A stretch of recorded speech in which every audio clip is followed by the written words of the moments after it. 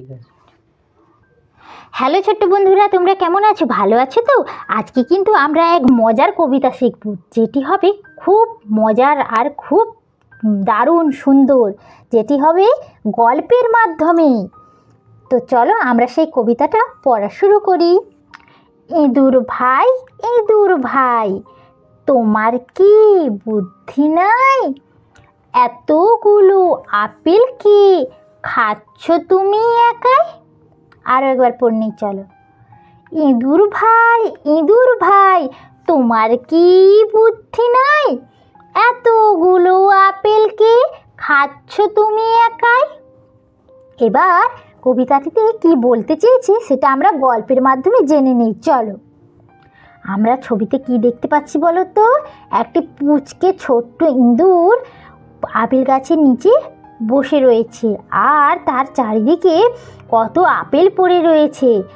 আর সেই চাল্লাক একটি বনের দুষ্টু শেয়াল কি করেছে, সেই সময় এসেছে। এই জঙ্গলে কে থাকে না, শেয়াল বাস করে, আর তার সাথে এই পুচকে ইঁদুরটাও বাস করে। এবার এই ইঁদুরটা দেখতে পেয়েছে যে একটি আপেল গাছ রয়েছে, তার নিচে কত আপেল পড়ে রয়েছে। সে সেই জন্য সেই আপেলগুলো খাবে বলে চলে এসছে। আর এদিকে শেয়াল সেই আপেল খাওয়ার লোভ ছাড়তে পারছে না। সে বলতে চেয়েছে আমি ইঁদুরকে একটা আপেল খেতে দেব না।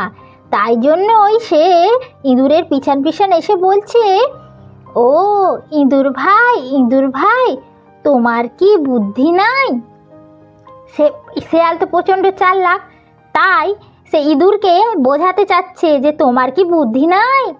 তুমি যে একাই এত আপেল খেয়ে ফেলছো, তুমি কেমনভাবে একা এই আপেলগুলো খেয়ে ফেলছো, সেটা বলছে এই শেয়ালটি। প্রচণ্ড পাজি শেয়াল ইঁদুরের কাছ থেকে সমস্ত আপেল কেড়ে নেবে আর তাকে কিছুই খেতে দেবে না। বড্ড বদমাশ, কিন্তু ইঁদুর সে আপেল দিতে চাইছে না। সে হাতে জব্দ করে ধরে রেখেছে, দেখেছো? বলছে না না, আমি আপেলগুলো দেব না। দেখেছো?